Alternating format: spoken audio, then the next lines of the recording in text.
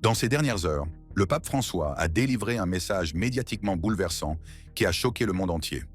Juste avant sa mort, le 21 avril 2025, le pape François a fait une déclaration controversée sur Gaza qui semble ébranler les dirigeants du monde entier. Alors que le monde pleure la disparition du pape, Israël est toujours troublé par le dernier message troublant du pape qui résonne à travers le temps. Dans cette vidéo, j'analyse le message troublant du pape. Le message final. Juste avant sa mort, le 21 avril 2025, le pape François a délivré un message qui allait devenir sa dernière communication au monde et que beaucoup ont trouvé à la fois troublant et, dans certains milieux, profond. Le dimanche de Pâques 20 avril 2025, un jour avant son décès, le pape François a délivré un message inquiétant, connu sous le nom de « Urbi et Orbi » à la ville et au monde. Ce discours papal traditionnel, prononcé chaque année à Pâques, a été prononcé dans des circonstances exceptionnelles. Le pontife, qui luttait depuis des mois contre de graves problèmes de santé, dont une hospitalisation prolongée pour une double pneumonie, n'a pas été en mesure de lire lui-même le message. C'est l'archevêque Diego Ravelli, maître des célébrations liturgiques pontificales, qui l'a lu en son nom. Malgré sa fragilité, le pape François a fait une brève apparition, saluant la foule avec des mots simples mais puissants. « Frères et sœurs, joyeuse Pâques ». Ce moment, qui sera l'une de ses dernières apparitions publiques, revêt une importance particulière étant donné qu'il s'est récemment remis d'une maladie potentiellement mortelle qui l'a contraint à rester hospitalisé pendant 38 jours. Examinons le contenu de ce dernier message, qui s'articule autour de thèmes constants tout au long du pontificat du pape François. La paix, la compassion et la justice. Mais y avait-il quelque chose de plus dans ce message? Quelque chose que certains pourraient interpréter comme dérangeant ou controversé? Le message a commencé par une célébration de la résurrection du Christ, proclamant que l'amour a triomphé de la haine, la lumière des ténèbres et la vérité du mensonge.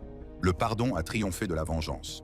Ce fondement spirituel a préparé le terrain pour la suite, à savoir une série d'appels directs concernant de nombreux conflits mondiaux et crises humanitaires. Le pape François a notamment abordé la situation à Gaza, qu'il a qualifiée de dramatique et déplorable.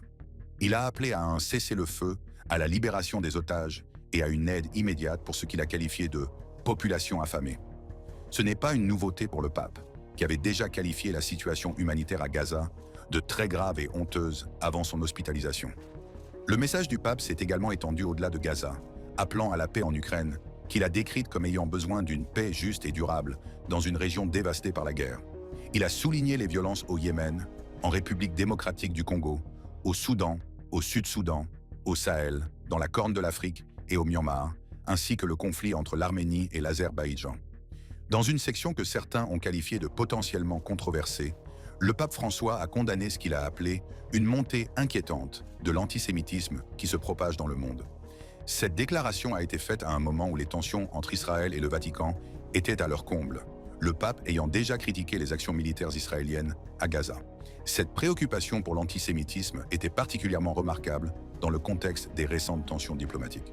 En décembre 2024, quelques mois avant ce message de Pâques, Israël avait accusé le pape François de faire « deux poids, deux mesures » après qu'il eut critiqué les frappes aériennes israéliennes à Gaza à la suite d'un incident survenu le 20 décembre 2024, au cours duquel une frappe aérienne avait tué 10 membres d'une famille, dont 7 enfants. Le ministère israélien des Affaires étrangères a réagi vivement, qualifiant les remarques du pape de « particulièrement décevantes » car elles sont déconnectées du contexte réel et factuel de la lutte d'Israël contre le terrorisme djihadiste, une guerre sur plusieurs fronts qui lui a été imposée à partir du 7 octobre 2023. Ils ont accusé le pape d'ignorer les actions du Hamas, notamment la prise d'otages, et ont demandé que cesse ce qu'ils considèrent comme une mise à l'index d'Israël. Un autre élément potentiellement controversé du dernier message de Pâques du pape François est son appel aux dirigeants politiques à ne pas céder à la logique de la peur qui ne conduit qu'à l'isolement des autres, mais plutôt à utiliser les ressources disponibles pour aider les nécessiteux, lutter contre la faim et encourager les initiatives qui favorisent le développement. Certains observateurs y ont vu une critique subtile des politiques privilégiant la sécurité ou l'isolationnisme au détriment des préoccupations humanitaires, remettant potentiellement en cause des idéologies politiques spécifiques sans toutefois viser explicitement un dirigeant ou une nation en particulier. Alors que le message lui-même contenait ce que certains pourraient considérer comme des éléments controversés, le contexte plus large des activités de Pâques du pape François a ajouté une autre couche d'intrigue politique. Ce même dimanche de Pâques, a rencontré brièvement le vice-président américain J.D. Vance. Une rencontre qui a attiré une attention particulière car, en février 2025, le pape François avait publiquement critiqué les politiques d'immigration de l'administration Trump. Plus précisément, il avait réfuté l'utilisation par Vance du concept théologique Ordo Amoris pour justifier les déportations. La rencontre avec M. Vance a été brève, décrite comme un échange de vœux de Pâques faisant suite à une discussion, le samedi, entre M. Vance et de hauts fonctionnaires du Vatican sur les migrants, les réfugiés et les prisonniers. Ce contexte suggère des tensions continues sur ces questions, ajoutant une dimension politique à ce qui serait la dernière célébration de Pâques du pape. Après avoir délivré ce message et fait une brève apparition devant la foule, le pape François a fait le tour de la place Saint-Pierre à bord de sa papamobile. Il s'agissait d'un moment important compte tenu de son récent rétablissement, et la foule a répondu par des acclamations enthousiastes « Viva il Papa !». Personne ne savait alors que dans les 24 heures qui suivraient, le pape ne serait plus là. La question reste posée. Le dernier message de Pâques du pape François était-il vraiment dérangeant pour les médias et le monde? Pour répondre à cette question, il convient d'examiner à la fois le contenu du message et la manière dont il a été reçu. Le message lui-même s'aligne sur les thèmes qui ont défini son pontificat: la paix, la justice et l'attention portée aux personnes marginalisées. Ce qui a pu déranger certains, ce n'est pas nécessairement le message lui-même, mais le fait qu'il ait été prononcé à un moment où la santé du pape était visiblement chancelante, ce qui a donné un sentiment d'urgence et de finalité à ses paroles. La couverture médiatique du message de Pâques a été davantage marquée par le contexte de la santé du pape que par le contenu du message. Son apparence frêle et le fait qu'il n'ait pas pu lire le message lui-même ont dominé le récit. Les appels à la paix contenus dans le message ont généralement été rapportés de manière positive, sans qu'aucune critique ou controverse de grande ampleur directement liée au contenu du message n'apparaisse dans les réactions immédiates des médias. Mais comme nous le verrons dans la prochaine partie, ce dernier message doit être compris dans le contexte plus large de la papauté du pape François, en particulier des controverses qui ont marqué sa direction de l'Église catholique. Une vie de controverses. Comprendre l'héritage du pape Francis. Pour comprendre pleinement la signification du dernier message du pape François, nous devons prendre du recul et examiner la nature controversée de ces 12 années de pontificat. Dès son élection en 2013 en tant que premier pape non européen depuis plus d'un millénaire, le pape François s'est imposé comme une figure transformatrice, mais source de division au sein de l'Église catholique. Né Jorge Mario Bergoglio, le 17 décembre 1936 à Buenos Aires, en Argentine, François a apporté une perspective différente à la papauté. Son style de leadership mêle rhétorique progressiste et adhésion à la doctrine traditionnelle, créant un pontificat marqué à la fois par l'innovation et la controverse. Pour comprendre pourquoi son dernier message pourrait être perçu comme dérangeant par certains, nous devons d'abord comprendre la nature polarisante de son leadership. Aucun domaine de la papauté du pape François n'a peut-être suscité plus de controverses que ses déclarations sur les questions LGBTQ+. En juillet 2013, lors d'une conférence de presse, il a répondu à une question sur les prêtres homosexuels par ces mots désormais célèbres. « Si une personne est homosexuelle, qu'elle cherche Dieu et qu'elle a de la bonne volonté, qui suis-je pour la juger ?» Cette déclaration a été largement interprétée comme une évolution vers l'acceptation, contrastant fortement avec le catéchisme de l'Église catholique qui qualifie les actes homosexuels de intrinsèquement désordonnés et contraires à la loi naturelle. En 2018, il a déclaré à un homosexuel « Dieu t'a fait ainsi et il t'aime », ce qui a été perçu comme un soutien mais n'a pas modifié la doctrine officielle. En janvier 2023, il a déclaré « Être homosexuel n'est pas un crime », soulignant l'injustice des lois criminalisant l'homosexualité. Il a toutefois précisé par la suite que l'activité homosexuelle restait un péché selon l'enseignement moral catholique, maintenant ainsi la position de l'Église. Un moment particulièrement controversé s'est produit en mai 2024, lorsqu'il a utilisé l'expression « il y a déjà un air de pédale » dans des commentaires à huis clos pour réaffirmer l'interdiction faite aux prêtres homosexuels d'entrer dans les séminaires. Ces propos ont suscité de vives réactions et il s'est par la suite excusé pour l'offense qu'ils avaient causée. En outre, il a condamné la théorie du genre en février 2015, la comparant à la guerre nucléaire et aux manipulations génétiques. Son approche du divorce et du remariage a également suscité des divisions au sein de l'Église. En 2016, le pape François a publié un document préconisant un assouplissement de l'interdiction de l'Église de donner la communion aux catholiques divorcés et remariés, suggérant aux prêtres de tenir compte des circonstances individuelles. Cette décision a suscité la dissidence publique de 4 cardinaux de premier plan, qui ont fait valoir qu'elle contredisait la doctrine traditionnelle, continuant ainsi à diviser les catholiques entre réforme et conservatisme. Le pape François n'a pas hésité à faire des commentaires politiques, suscitant souvent la controverse. En février 2016, il a déclaré « Une personne qui préconise la construction de murs n'est pas chrétienne », ce qui a été largement interprété comme une critique de la proposition de murs frontaliers de Donald Trump. Le Vatican a par la suite précisé qu'il ne visait pas M. Trump, mais le commentaire a alimenté les débats sur l'implication de l'Église dans la politique.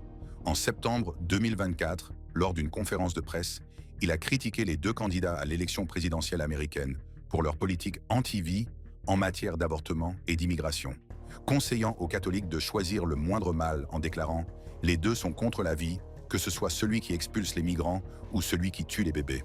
Cette déclaration a suscité une attention particulière en raison de la proximité des élections américaines. Son approche des relations internationales est tout aussi controversée.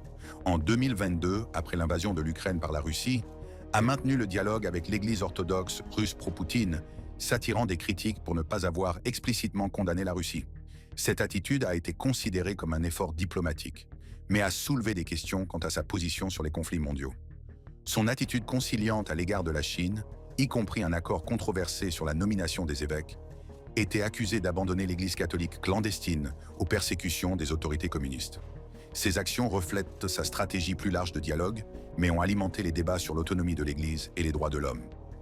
Même le passé du pape François pendant la guerre sale en Argentine, 1976 à 1983, reste un sujet de controverse. Sous le nom de Jorge Mario Bergoglio, il a été critiqué pour n'avoir pas fait assez pour protéger deux prêtres jésuites, le père Franz Jalix et le père Orlando Iorio, qui avaient été enlevés et torturés. Bien qu'il ait affirmé avoir travaillé en coulisses pour sauver des vies, les critiques soutiennent qu'il aurait pu faire plus. Les controverses qui ont marqué le pontificat du pape François constituent un contexte essentiel pour comprendre son dernier message de Pâques. Lorsqu'il a mis l'accent sur la paix à Gaza, condamné l'antisémitisme et appelé les dirigeants à rejeter la logique de la peur, il a poursuivi les thèmes qui ont défini son leadership, des thèmes qui l'ont souvent placé en porte-à-faux avec les institutions politiques et religieuses. Les derniers jours de son mandat ont été marqués par la poursuite de ces controverses. En décembre 2024, Israël a accusé le pape François de faire deux poids, deux mesures après avoir critiqué les frappes aériennes israéliennes à Gaza. Le ministère israélien des Affaires étrangères a qualifié ces remarques de particulièrement décevantes car elles sont déconnectées du contexte réel et factuel de la lutte d'Israël contre le terrorisme djihadiste. Il a accusé le pape d'ignorer les actions du Hamas et a demandé qu'il soit mis fin à ce qu'il perçoit comme une mise à l'index d'Israël.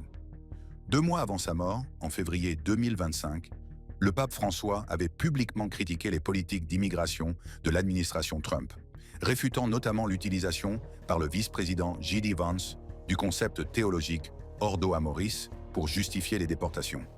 Cette critique a ouvert la voie à leur brève rencontre du dimanche de Pâques, qui a pris une importance accrue en raison du décès du pape le lendemain. Malgré ces controverses, le pape François a conservé une influence mondiale que peu de dirigeants modernes pourraient égaler. L'accent qu'il a mis sur la miséricorde, l'inclusion et l'attention portée aux personnes marginalisées a trouvé un écho auprès de nombreuses personnes, même s'il a remis en question les positions traditionnelles de l'Église. Comme nous le verrons dans la section suivante, cet héritage complexe jouera un rôle important dans la manière dont le monde réagira à sa disparition.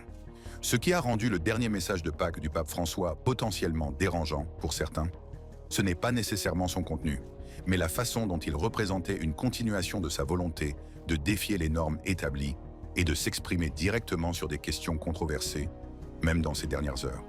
Le message reflétait un pape peu enclin à modérer ses appels à la justice et à la paix, en dépit d'une santé fragile et de pression politique. Il n'est pas étonnant qu'au lendemain de la mort du pape François, son dernier message ait été interprété à la lumière de sa mort et considéré comme son impact durable à la fois sur la doctrine catholique et la politique mondiale. La suite, les réactions mondiales et l'avenir de l'Église.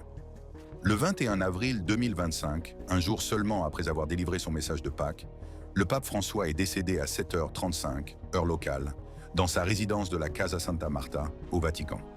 L'annonce a été faite par le cardinal Kevin Farrell, camerlengo de la Sainte Église romaine, qui a fait part de sa profonde tristesse à 9h45. Bien que la cause exacte du décès n'ait pas été immédiatement précisée, les rapports suggèrent qu'elle est liée à une aggravation de son état de santé due à une pneumonie bilatérale, pour laquelle il avait été hospitalisé pendant 38 jours à partir du 14 février 2025. Il est sorti de l'hôpital le 23 mars 2025, mais son état a continué à se dégrader. Ses antécédents en matière de problèmes respiratoires remontent à 1957, date à laquelle il a subi une opération des poumons en Argentine pour une grave infection respiratoire. La date de la mort du pape François, qui survient immédiatement après le dimanche de Pâques, et son message traditionnel Urbi et Orbi, ajoute une dimension poignante à son décès. Sa dernière apparition publique remontait au dimanche de Pâques, où il avait prononcé la bénédiction et rencontré le vice-président américain J.D. Vance. Quelques heures plus tard, il n'était plus là. La réaction mondiale à la mort du pape François a été rapide et généralisée. Des dirigeants mondiaux, des personnalités religieuses et des citoyens ordinaires ont exprimé leurs condoléances et réfléchi à son impact. Le président américain Donald Trump a posté sur X « Repose en paix, pape François. Que Dieu le bénisse ainsi que tous ceux qui l'aimaient. » Il a décrit le pape comme un homme bon, qui travaillait dur et aimait le monde. L'ancien président américain Joe Biden a qualifié le pape François de l'un des dirigeants les plus importants et de pape du peuple, une lumière de foi, d'espoir et d'amour. L'ancien président Barack Obama l'a décrit comme le rare dirigeant qui nous a donné envie d'être de meilleures personnes et nous a rappelé nos obligations morales. La première ministre italienne Giorgia Meloni a pleuré « un grand homme, un grand berger », déclarant qu'elle avait été privilégiée par son amitié, ses conseils et ses enseignements. Le président argentin Javier Milei a exprimé sa profonde tristesse et a souligné qu'il était honoré de connaître le pape François malgré leurs différences. Le secrétaire général des Nations Unies, Antonio Guterres, a décrit le pape François comme une voix transcendante pour la paix, la dignité humaine et la justice sociale, et a souligné que son encyclique Laudato Si était une contribution majeure à l'accord de Paris sur le changement climatique. Les chefs religieux ont également rendu hommage au pape. Le cardinal Timothy Dolan, archevêque de New York, a noté que la dernière apparition du pape le dimanche de Pâques était appropriée, étant donné le thème de l'espoir et de la résurrection du message. Les dirigeants des pays situés dans les zones de conflit mentionnées dans le dernier message du pape ont également exprimé leurs condoléances. Le président ukrainien Volodymyr Zelensky a déclaré que le pape François savait donner de l'espoir, soulager la souffrance par la prière et favoriser l'unité. Le président israélien Isaac Herzog l'a décrit comme un homme d'une foi profonde et d'une compassion sans bornes, et a exprimé l'espoir que ses prières pour la paix au Moyen-Orient et pour le retour sain et sauf des otages, à Gaza, seront bientôt exaucées. Le président palestinien Mahmoud Abbas a déploré que le pape ait été un ami fidèle du peuple palestinien et un défenseur mondial de la paix et de la justice.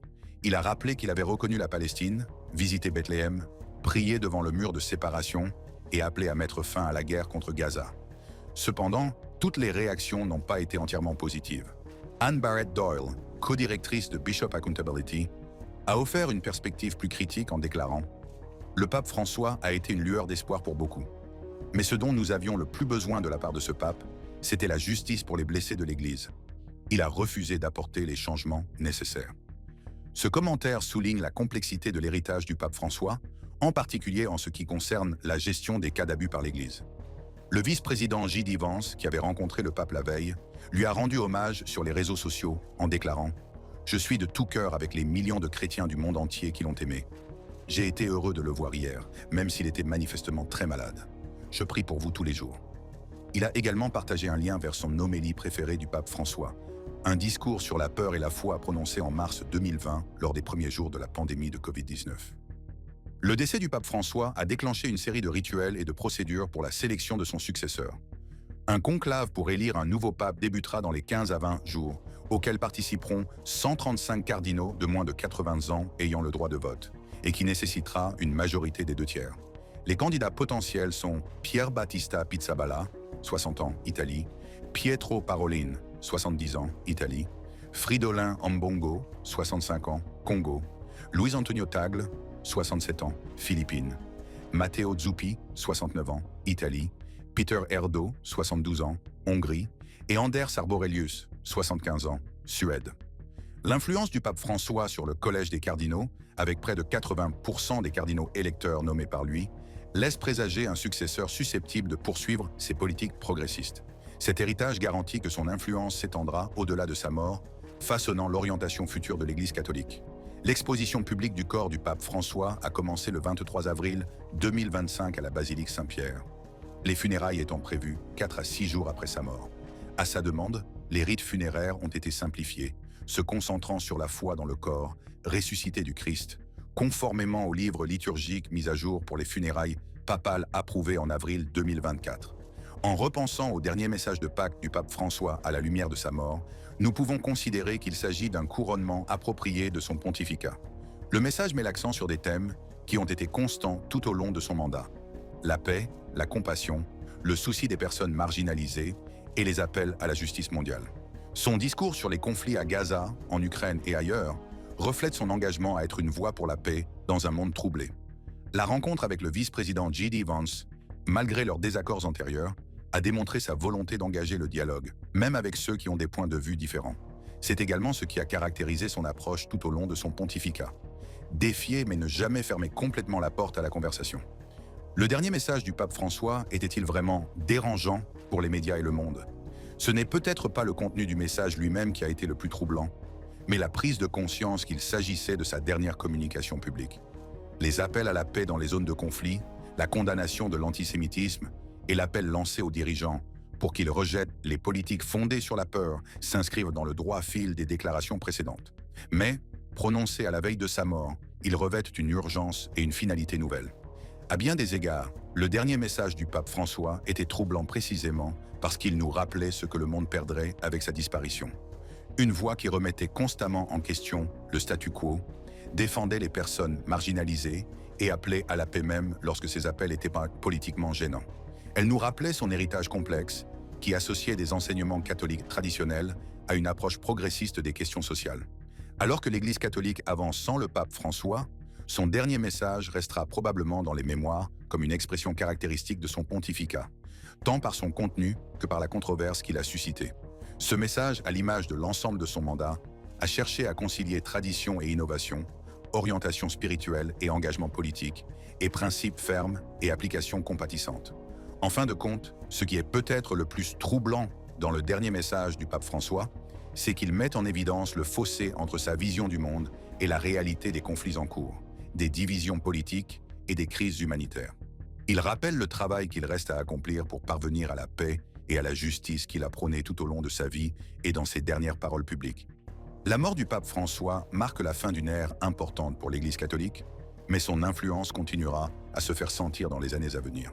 Son dernier message de Pâques, prononcé quelques heures avant son décès, témoigne avec force de sa vision et de ses valeurs.